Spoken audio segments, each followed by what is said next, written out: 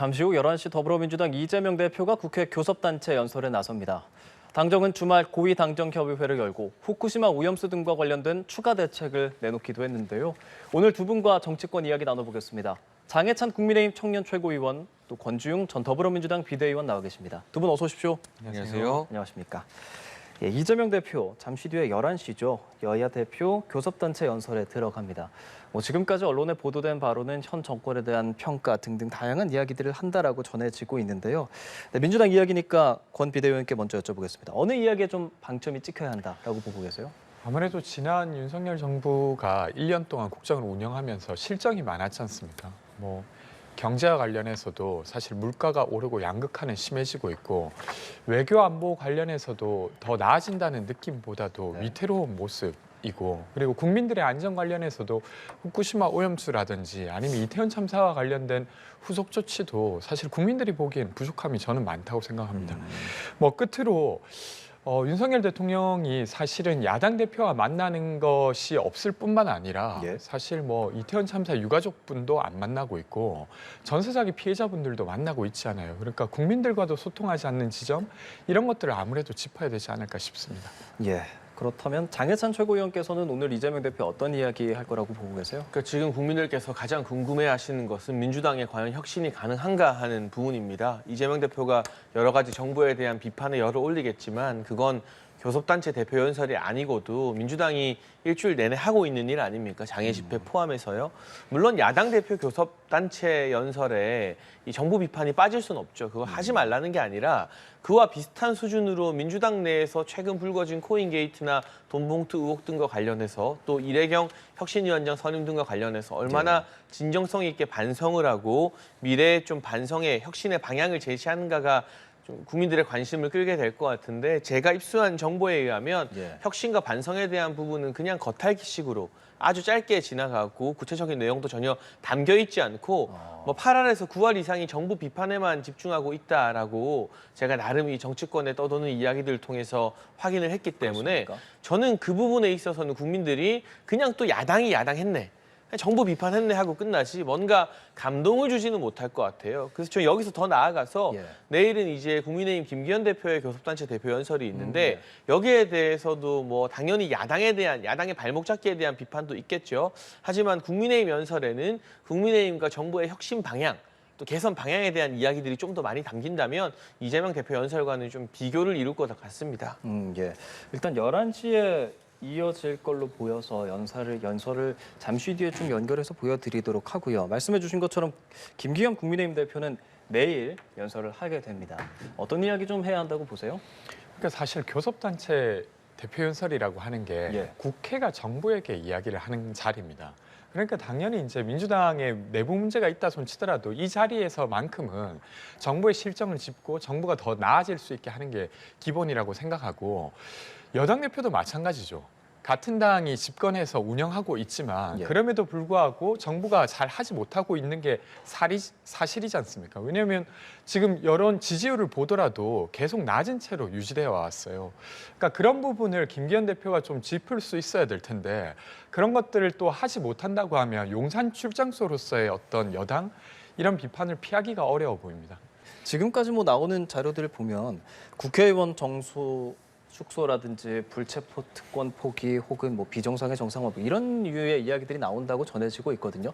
이런 이야기들로 충분히 좀 설득력이 있다고 보세요? 교섭단체 연설이 국회가 정부를 향한 것이기도 하지만 기본적으로 국회가 국민들을 향한 외침이고 메시지라고 생각을 합니다. 그런 측면에서 이 당내에 산적한 수많은 문제를 외면하고 정부 비판으로만 일관한다면 야당 대표의 연설이 공감을 얻지 못할 거라고 보고 있고요. 반면 여당 대표로서 김기현 대표 같은 경우는 정치권 전체의 기득권을 조금 내려놓겠다는 이야기에 방점을 찍은 것 같습니다. 의석수를 줄이고 국회의원의 여러 특권 중에서 최근 문제가 되고 있는 불체포 특권을 포기하는 것 그리고 국회의원이 일을 안 할 때 상임위나 본회의에 출석하지 않을 때 세비를 받지 않는 것 등을 개혁 과제로 선점하고 집권 여당의 대표로 발표를 하는 것인데요. 저는 이런 부분에 대해서 정치권의 특권이 과하다는 인식을 대다수 국민들이 하고 계시지 않습니까? 이 부분이 무의미한 정부 비판 또는 도돌이표 같은 야당 비판보다 이 정치권의 일원으로서 우리가 누리고 있는 것들을 내려놓겠다는 기득권 포기가 야당 연설에도 좀 있었으면 좋겠고 이 부분은 국민들께 그래도 긍정적인 평가를 받게 될 것 같습니다. 예, 알겠습니다. 오늘 또 이재명 대표의 연설 그리고 내일 김기현 대표의 연설 저희가 연결해 드리면서 함께 좀 들어보도록 하고요.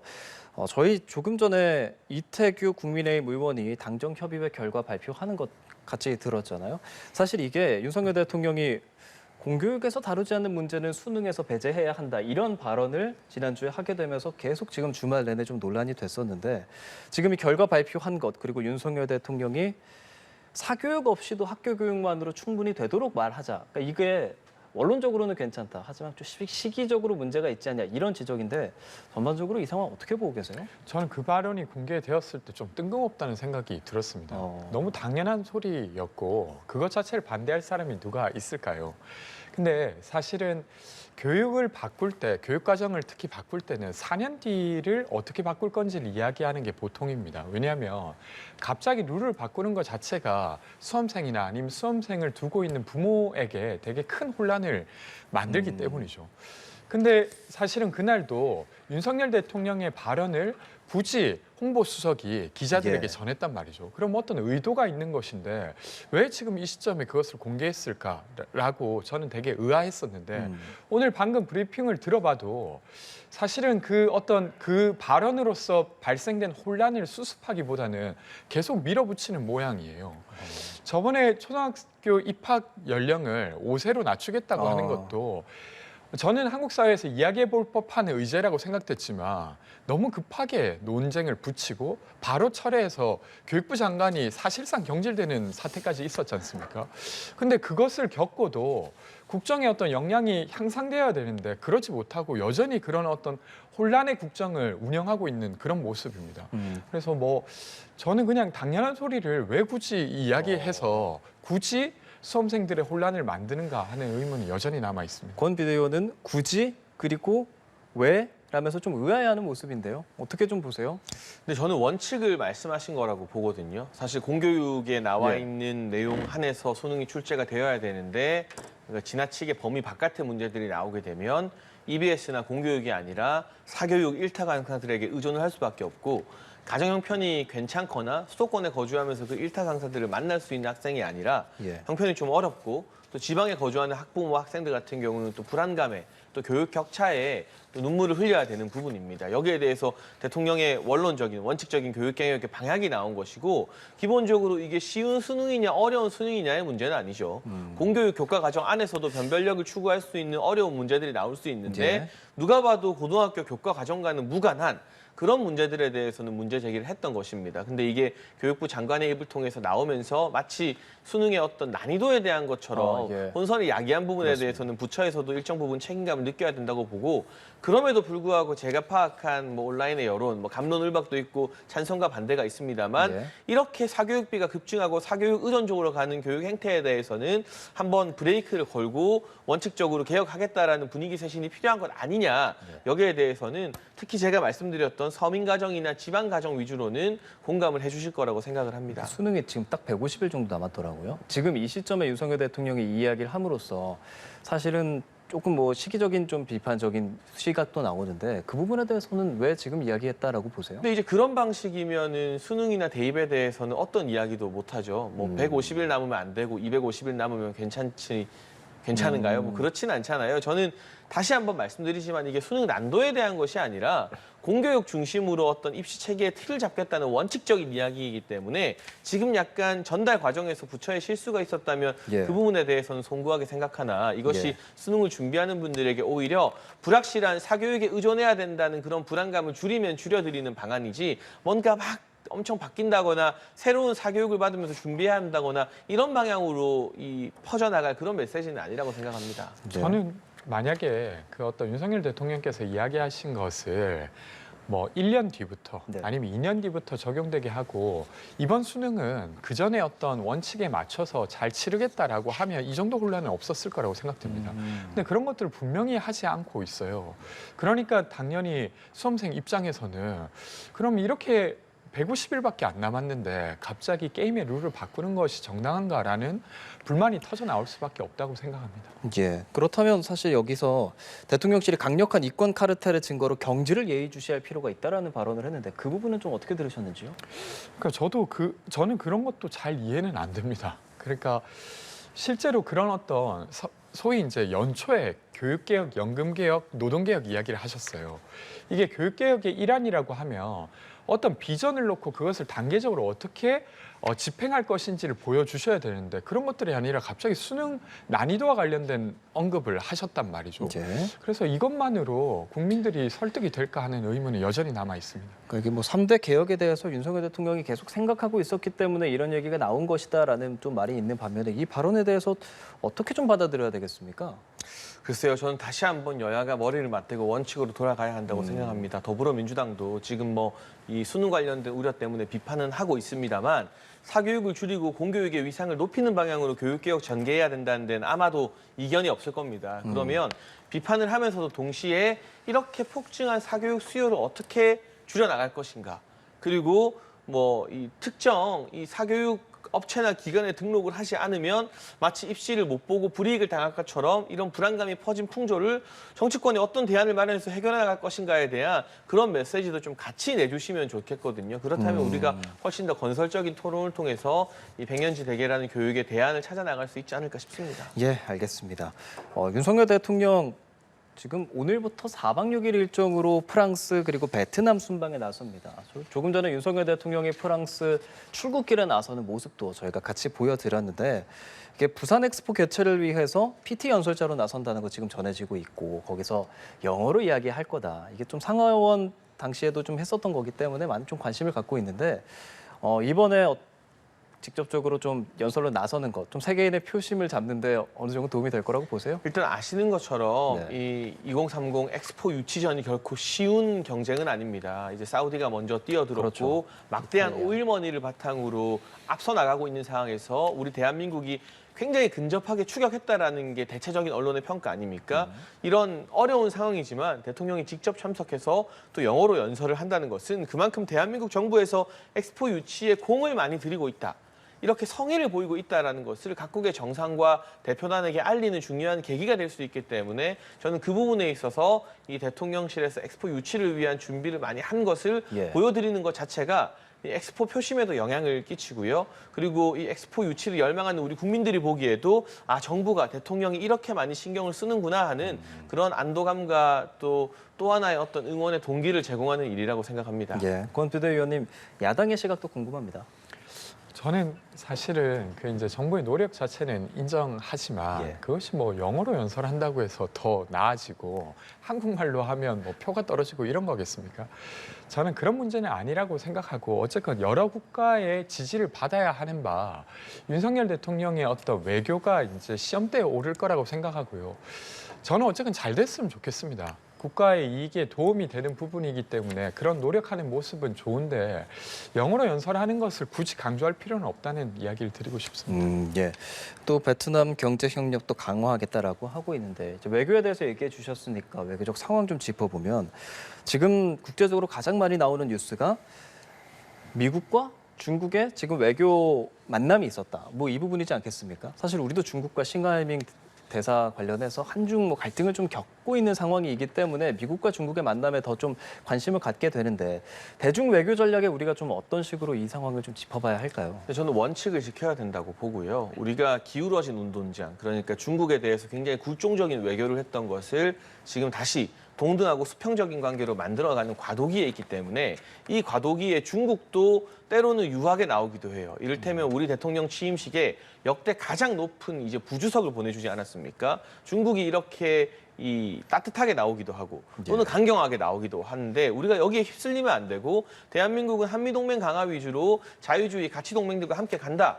그 와중에 중국과의 협력도 또 놓지 않겠다라는 원칙을 견지하면 되는데 이 같은 뚝심 있는 원칙 견지 이후에는 저는 기울어졌던 운동장이 수평으로 맞춰질 거라고 봅니다. 네. 하지만 이 사이에 이 중국의 어떤 냉온 양면 정술에 야당 정치인들이 휘둘려서 뭐 중국 편이 들었다가 한국의 외교 정책을 비판했다가 하는 것이 동등한 외교 관계를 재정립에 해당하는 데는 전혀 도움이 안 되는 이 국익을 해하는 행위라고 보고 있기 때문에 적어도 대외적인 정책, 외교 정책에 있어서는 정부의 노력을 조금 인정해주고 지지해주면서 시간을 갖고 지켜볼 필요가 있다고 생각합니다. 네. 블링컨 장관이 8시간 동안 베이징에서 중국 관련해서 외교 이야기를 좀 했습니다. 우리가 네. 어떻게 받아들여야 할까요? 한국 입장에선 뒤통수 맞은 격이죠. 사실 이제 미국이 계속 압박을 해서 한미일 공조를 계속 강화해 왔습니다. 그렇게 한 것은 미국 입장에서는 중국을 견제하기 위함이었죠. 근데 되려 미국은 중국이랑 계속 고위급 회담을 준비하고 있었고 그것이 실제로 진행되고 있는 것입니다. 근데 그런 과정에서 한국에서는 예전에 이제 나토 순방을 떠날 때 한국의 경제수석이 그렇게 이야기했어요. 중국과의 호황은 끝났다. 굳이 그런 말 할 필요 없었는데 그런 말을 하고 최근에 윤석열 대통령이 중국이 대만에 개입하는 것은 매우 부적절하다고 굳이 입장을 냈습니다. 저는 사실은 이제 한국과 중국이 외교를 하는 데 있어서 하나의 중국을 어쨌든 인정해 왔던 것이었거든요. 근데 그것을 굳이 언급함으로써 중국과의 관계를 되게 냉랭하게 만들어 왔던 거죠. 이렇게 했던 것은 미국의 편에 완전히 서겠다는 한국의 입장이었습니다. 근데 미국은 정작 중국과 고위급 회담을 이어가고 있는 것이죠. 그러니까 얻을 건 없고 좀 조심할 건 조심했어야 되는데 그러지 못한 윤석열 대통령의 외교가 또 시험대에 오르는 것 아닌가 싶습니다. 이걸 민주당에서는 탈중국 풀악셀, 그러니까 악셀을 풀로 중국 향해서 받는다 이런 표현을 좀 쓰더라고요. 어리석은 짓이라고 비판하던데 말입니다. 전혀요. 저는 이 중국과의 대중교육에 예. 있어서 우리가 이제 지속적으로 사실은 흑자액이 줄어드는 추세였거든요. 그러면 우리가 사실 제3의 활로를 찾아야 됩니다. 심지어 문재인 정부에서마저도 뭐 신남방 정책 이런 이야기를 하면서 동남아 주요 국가들 대상으로 교역 늘리는 활동을 했었고요. 윤석열 정부에서 눈에 띄는 변화는 EU와의 관계 강화입니다. 2년 연속 나토 정상회의에 초대받아서 참석을 했고 EU와 정상회담 이번에 또 프랑스로 가셨죠. 우리의 새로운 교역 대상으로 유럽의 주요 국가들이 늘어나고 있어요. 이 같은 움직임에 발 맞춰서 결국 예전처럼 이 전략적 모호성을 선택할 수 있는 시대가 아니라 사실상의 신냉전 체제에서 어느 한편에 손을 들어줘야 되는데 그게 미국이 아니라 중국이 될 수는 없죠. 중간에서 균형자 노릇을 하라는 것은 지금의 신냉전 글로벌 체제를 이해하지 못하는 철진한 비판에 지나지 않습니다. 확실하게 예측 가능하게 우리는 서방의 자유주의 국가들과 함께한다는 것을 보여주면서 일단 중국과의 긴장이나 불만이 좀 고조되겠지만 예. 그 이후에 이것을 차분하고 냉정하게 관리해 나가는 것이 일의 순서라는 생각이 듭니다. 외교든 일이든 뭐든 순서가 있는 부분인데 지금 순서대로 진행되는 과정에서 과도기라는 표현을 제가 즐겨 쓰는데요. 한중 간의 긴장 관계 당연히 호구였던 한국이 문재인 정부 때 호구 노릇하다가 동등한 파트너 되겠다고 하니까 중국이 긴장 관계를 형성시키겠죠. 그걸 가지고 뭔가 대단하게 뭐 대중관계가 망가지는 것처럼 호들갑을 떠는 게 이 한국의 외교적 위상을 끌어올리는 데 도움이 안 된다는 말씀을 계속 드릴 수밖에 없습니다. 예, 잠깐 좀 기다리고 지켜보는 필요도 있지 않을까 이 부분은 좀 여당에서 말하고 있는데 말입니다. 저는 그렇게 하기엔 너무 많은 걸 잃었죠. 미국의 편에 서기 위해서 미국의 어떤 지원을 얻고자 사실은 대법원 판결이 있었던 위안부 합의와 관련된 것도 스스로 저버렸습니다. 위안부 피해자들이 동의하지 않는 제3자 변제를 하겠다고 하면서 사실은 상권 분립을 해치는 행위까지도 윤석열 정부가 했어요. 그리고 이제 후쿠시마 오염수 관련해서도 국민들의 안전을 위해서 정부가 취해야 될 입장을 제대로 취하고 있지 않아요. 예를 들면 국제해양법 재판소에 사실 오염수 방류가 그러니까 위법하다라고 제소할 만도 한데 그런 조치는 전혀 하고 있지 않습니다. 되려 오염수 방류가 별로 문제 없다는 것을 옹호하고 있는 상태까지 가고 있는 것이죠. 그래서 단순히 어떤 중국과의 관계만이 아니라 미국이 원하는 것을 되게 부자연스럽게 이행하고 있는 한국의 모습에서 사실 한국이 국익을 잃어버리고 있다는 것을 잘 짚어야 될 것 같습니다. 예, 알겠습니다. 지금 뭐 ARF 등 한중 관계가 좀 만날 수도 있다 이런 이야기도 전해지고 있는 상황이기 때문에 조금 더 지켜보면 좋을 것 같고요. 지금 오염수 얘기를 해주셨잖아요. 이 원전 오염수 관련해서 사실 지금 여야 공방이 되게 많고 그래서 당정이 주말 사이에 당정 협의회를 또 열었단 말이죠. 협의회 열어서 지금 한 이야기가 오염수랑 신상공개 특별법인데 오염수 관련해서 얘기해 보자면 조사 지점 2배 확대한다. 그리고 분석 주기도 또 더 많이 하겠다라는 내용인데 어떻습니까? 국민 불안이 해소되기에 충분한 대응책이라고 보십니까? 저는 정부가 뭐 조사 범위를 더 늘리고 예. 그리고 이제 그 분석에 대한 기간을 더 줄이겠다, 더 자주 하겠다 이런 건 잘한 일이라고 생각됩니다. 근데 핵심은 오염수가 방류되는 게 적절한가 아닌가에 있어요. 근데 여기에 있어 한국 정부의 입장이 사실 국민들이 보기에 부적절하다는 것입니다. 사실 일본 정부와 도쿄전력이 이 오염수를 방류하려고 하는 건 그래야만 하기 때문이 아니라 그것이 가장 싼 방법이기 때문이죠. 사실은 어떤 굴을 만들어서 거기에 생물학적으로 그것을 문제를 해결하는 방법도 있고 아니면 시멘트를 만드는데 써서 교각을 만들 수도 있습니다. 근데 그런 것들은 비용이 비싸다는 이유로 일본과 도쿄전력이 취하고 있지 않은 것이에요. 근데 여기에 대한 지점을 한국 정부가 제대로 짚지 않고 있고 그리고 사실 도쿄전력이 그 어떤 오염수 일부를 채취해서 IAEA에 보냅니다. 예. 근데 그것을 이제 여러 국가에 보내서 교차 검증한다는 건데 도쿄전력이 제대로 된 샘플을 보내는지 아닌지 알 수 없습니다. 그런 상황에서 많은 과학자들도 이 오염수가 방류되는 게 적절하지 않다라고 의견을 내고 있는데 예. 대통령실 비서실장이 마치 지금 이 오염수에 대한 우려를 이야기하는 것이 비과학적이라고 말한다던가 아니면 한국 총리가 이와 관련된 우려를 괴담으로 말한다던가 이런 것들은 저는 되려 매우 부적절한 일이라고 생각됩니다. 당정이 관련해서 가짜뉴스나 괴담에 대해서 브리핑으로 사실관계 바로잡겠다라는 건데 민주당에서는 사실 안정성을 주장하고 있는데 이런 것들을 괴담으로 몰고 가는 게 맞냐라고 말을 하거든요. 하실 말씀 좀 있으실 것 같아요. 기본적으로 지금 윤석열 정부의 후쿠시마 오염수 방류에 대한 입장은 예. 문재인 정부 때 내세웠던 입장과 단 하나도 달라진 게 없습니다. 국제기구인 IAEA의 이 철저한 검증을 요구하고 그 검증 기준을 지켜보겠다라는 것인데요. 과연 달라진 게 있다면 그냥 선동할 것이 아니라 어떤 수치, 어느 부분의 농도가 달라졌고 어떤 기준을 내세워야 되는지 민주당에서 전문가 의견 내세워서 들고 나오면 됩니다. 지금 여기 음모론에 대응하는 분들은 대부분 우리나라 유수대학의 원자력 핵이학과 교수님들이세요. 뭐 KBS 라디오에 나왔던 정범진 교수 같은 경우도 크게 화제가 되었는데 대부분 수치나 통계로 이야기를 하고 있습니다. 근데 이재명 대표가 장애 집회하는 거 보면 예. 수치나 통계가 아니라 그냥 대중을 선동하고 공포감을 조장하기 위한 제2의 강우병 괴담을 퍼뜨리는 수준이거든요. 이게 자료를 들고 나와야 그 자료가 맞는지 틀리는지 그리고 그 자료에 대한 기준을 예. 그 수치에 대한 기준을 일본 정부가 지키는지 안 지키는지를 보자라고 생산적인 토론을 하고 대응 방안을 마련할 수 있는데 막무가내로 공포감을 조장하는 것은 일단 우리 어민과 수산업자, 자영업자들에게 너무나 큰 피해를 끼치는 일이고 바로 직전까지 이 정부를 책임져서 후쿠시마 오염수 관련된 정부 차원의 보고서도 여러 번 만들었던 민주당 출신으로서 너무나 무책임한 일이기 때문에 이걸 가지고 옳다 그르다 이야기하기 전에 그런 민주당이 원하는 최소한의 수치나 자료는 무엇인가 그런 전문적인 이야기를 좀 듣고 싶고요. 사실 후쿠시마 오염수 관련된 토론은 전하 권지웅 비대위원이 할 게 아니에요. 그리고 우리 당의 최고위원, 민주당의 최고위원이 할 것도 아닙니다. 김기현 대표, 이재명 대표가 할 것도 아닙니다. 이 부분에 대해서 분명한 통계적, 과학적 지식을 가지고 있는 입장이 다른 과학자나 전문가들이 나와서 국민들께 알기 쉽게 이야기를 해야 되고 언론과 방송에서도 그런 위주로 섭외를 좀 많이 해야 되는 부분입니다. 근데 제가 알기로 지금 뭐 논란을 자아냈던 입장이 몇 년 사이에 확 뒤바뀌었던 서균열 교수 정도를 제외하면 민주당의 주장에 동의하는 국내 핵 원자력학과 전문 교수들이 별로 없어요.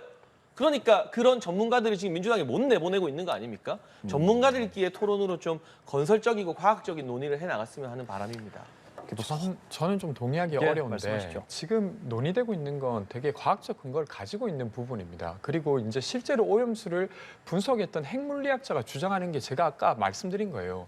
이건 방류해야만 하는 것이 아니라 다른 방식으로 충분히 처리가 가능하다는 겁니다.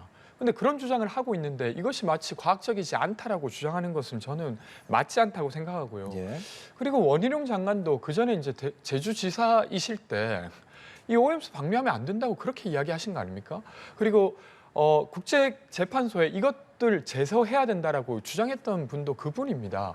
그러니까 되려 이제 국민들이 정말로 안전한가 안 한가를 지금 따질 수밖에 없는 상황이라고 생각되고 어쨌든 IAEA는 예. 관련한 결과를 발표한 바가 없습니다. 그런 상황에서 일본이 지금 시운전을 하고 있고 방류할 준비를 하고 있다는 것 자체를 예. 비판적으로 지적해야 되는 건 너무 당연하다고 생각됩니다. 발표한 바가 없다고 말씀하셨는데 그럼 보고서에서 만약에 만약입니다. 과학적으로 문제가 없다라는 결론이 나왔을 때 민주당의 입장 어떻게 선회될까 이 부분도 궁금하거든요. 저는 그것도 따져봐야 된다고 생각합니다. 그러니까 IAEA의 어떤 발표를 일정 정도 감안해야겠지만 그것이 적절했는지 안 했는지에 대한 의문은 여전히 존재합니다.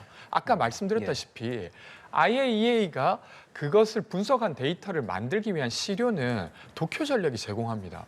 근데 도쿄전력이 제공하는 그 시료가 적절한지 안 한지에 대한 어떤 의문이 여전히 남아 있는 상황이기 때문에 그 결과가 나온다 하더라도 어떤 시료가 채취되었는지 어떤 방식으로 그것이 검증되는지가 따라 붙어야 되지 않을까 싶습니다. 민주당은 그래서 아예 그 청문회를 좀 조기에 아예 IAEA 발표 나기 전에 조기에 실시하자라고 입장을 좀 말하던데 어떻게 보세요? 근데 국제기구의 검증 자료 없이 청문회로 뭘 하죠? 그냥 맹탕 청문회, 소리만 지르는 청문회, 선동만 하는 청문회가 될 뿐이고요. IAEA의 조사 결과도 신뢰하지 못하겠다는 건 그냥 우리 대한민국이 국제사회의 일원이 안 되겠다는 것과 다를 바가 없어요. 그리고 이 태평양 해류상 후쿠시마에서 방출된 알프스를 거친 오염수가 바로 대한민국으로 오는 것이 아니라 미국으로 먼저 갑니다. 그리고 5년 뒤에 이제 대한민국으로 오게 되거든요. 그럼 사실 직격탄을 먼저 맞는 것도 미국입니다. 그런데 그 미국에서 IAEA에서 이 검증을 헐렁하고 허술하게 할까요? 저는 그게 과학적 상식과 어긋나는 부분이다. 뭐 시료에 대한 부분이나 도쿄전력에 대한 부분 저희가 도쿄전력을 믿겠다는 것이 아니라 여러 국의 최고 전문가들이 모인 국제기구의 검증을 믿겠다는 것이고 이 입장은 문재인 정부 때도 정의용 안보실장이 동일하게 확인해 준 바가 있습니다. 예, 알겠습니다. 이 부분에 대해서는 앞으로도 좀 계속 이야기가 나올 거니까요. 어제 좀 그 주말 사이에 있었던 당정협의회에서 지금 말씀드리고 있는 이 오염수 관련해서 말고도 신상공개 특별법에 대해서 이야기가 나왔습니다. 아마 이 부분에 대해서는 두 분의 입장이 갈릴까 좀 궁금하기는 한데 어떻게 들으셨습니다? 전반적으로? 워낙 그 이제 신상 공개와 관련돼서 뭐 부산 돌려차기 사건과 관련한 어떤 신상 공개도 하겠다 이렇게 밝힌 그렇겠죠. 거지 않습니까? 예. 사실 그 피해자가 그 가해자가 다시 이제 형을 치르고 나왔을 때 되게 위협을 느끼는 상황이었기 때문에 저는 신상 공개가 적절했다는 생각이 들어요. 그래서 여기에 대해서는 크게 이견은 없습니다. 예. 어떻게 좀 생각하셨습니까? 네, 저도 이 피해자의 인권이 무엇보다 중요하기 때문에 이런 이 강력 범죄를 저지른 게 확실한 사람들에 대해서는 뭐 인권이고 뭐고 할 것이 아니라 분명한 신상 공개와 이 처벌을 대폭 끌어올려서 우리 국민들에게 안심을 심어주는 것이 무엇보다 중요하다고 생각합니다. 예, 알겠습니다. 전반적으로 우리가 그 전에 이 대담 시작할 때 어떤 얘기할까에 대해서 두 분께 한번 예상을 좀 들어봤었는데 직접 들으셨습니다. 어떻게 들으셨어요, 전반적으로? 제 말이 맞죠? 처음부터 끝까지 정부 비판만 있지 않습니까? 이런 부분이 아쉬워요. 야당 대표에게 정부 비판하지 말라는 것이 아닙니다. 건전한 대안과 자기 안의 기득권 포기 이런 부분이 하나도 들어있지 않은 부분, 국민들이 큰 관심을 기울이지 않을 것 같고요. 유일하게 내놓은 대안이 35조 추경인데요. 그 재원 결국 저보다 훨씬 더 어린 아이들, 미래 세대가 갚아야 될 빚더미입니다. 지난 문재인 정부 5년 동안 400조가 넘는 국가 채무가 늘어났는데 이게 문재인 정부 직전까지는 이승만 정부 때부터 박근혜 정부 때까지가 600조였습니다. 예. 그런데 한 정부에서만 400조를 써서 1000조를 돌파한 겁니다. 이 어마어마한 빚더미를 짊어지고 윤석열 정부는 재정을 건전화시켜야 된다는 지금 어려운 숙제를 풀어나가고 있는 와중에 또다시 35조의 빚을 내자 저희가 뭐 허리띠도 졸라매야 되고 경기 부양을 위해서 이 정부가 노력도 해야 되지만 빚을 내고 보자는 안이한 발상은 지금 당장 살기 위해서 영원히 죽겠다는 것밖에 안 되기 때문에 그 외에 다른 민생 경제에 대한 대안이 있었으면 좋았을 뻔했습니다. 예, 이재명 대표 교섭단체 연설 지금도 진행되고 있고요. 유튜브 연합뉴스 TV 채널을 접속하시면 보실 수 있다는 거 말씀드리겠습니다. 추경에 대한 부분을 이야기한 부분 좀 지적을 하셨거든요. 네네. 전반적으로 어떻게 들으셨습니까? 저는 어려움의 대상, 그래서 걱정해야 될 대상이 국가가 아니라 국민이라고 생각됩니다. 그러니까 지금 대한민국은 초저출산 예. 국가이고 자살률이 매우 높고 노인 빈곤율이 매우 높은 상태이죠. 근데 이렇게 되는 이유는 저는 되게 불평등이 심화되고 양극화되면서라고 생각합니다. 그러면 이 문제를 해결하기 위해서 국가가 재정을 투여해서라도 이 일을 해야 되는데 되려 초기에 이제 부자 감세했던 윤석열 정부가 지금 세수가 안 고친다고 또 막 이렇게 우는 소리를 하고 있어요. 저는 국민들이 보기에 어떤 모습일까? 국민들의 어떤 불안이나 안위는 돌보지 않고 국가가 그냥 재정 건전성을 유지하면 된다는 이야기로만 들릴 것 같아 되려 두렵습니다. 그리고 저는 지금 민주당 대표의 이야기를 예. 단순히 어떤 정부의 비판으로만 이해할 것이 아니라 정말로 이 한국 사회가 스스로 소멸하고 있다는 생각까지도 들 만큼 어려움을 겪고 있지 않습니까? 그것들을 좀 극복해낼 수 있는 정부의 어떤 비판이라고 이해해 주시면 충분히 들을 이야기가 많은데 그런 것들을 좀 받아들일지 의문입니다. 예, 알겠습니다. 오늘 두 분과 이야기 들어봤고요. 내일은 또 김기현 대표의 교섭단체 연설도 함께 들려드리도록 하겠습니다. 지금까지 장해찬 국민의힘 청년 최고위원, 권지웅 전 더불어민주당 비대위원과 말씀 나눠봤습니다. 오늘 말씀 잘 들었습니다. 고맙습니다.